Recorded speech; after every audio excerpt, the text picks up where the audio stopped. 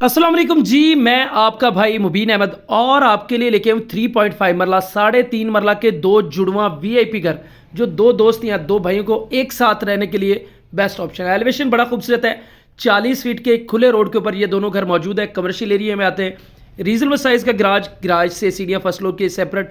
निशीज बड़ी ज़बरदस्त tile flooring का काम जो घर में इंतहाई आला स्पेनिश लुक में सीलिंग के डिज़ाइन तैयार किए गए। 2 बेडरूम 2 वाशरूम इस घर में आपको ग्राउंड फ्लोर पर मिलेंगे।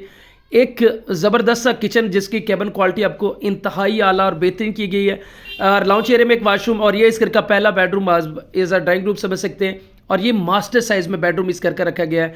मीडिया वॉल भी यहाँ पर मिल जाती है और ये आपका खुले साइज़ का वेंटिलेशन एरिया। लोकेशन की बात कर ली जाए तो नूर पार्क सोसाइटी गजुमत्ता आहलू रोड लाहौर में घर वाक़ है। 45 लाख डिमांड टोकन पे नेगोशिएबल है। इस घर की मुकम्मल तफसील से वीडियो मेरे चैनल पे मौजूद है। आपने सिर्फ चैनल को सब्सक्राइब करना, वीडियो जाकर देख लेनी है।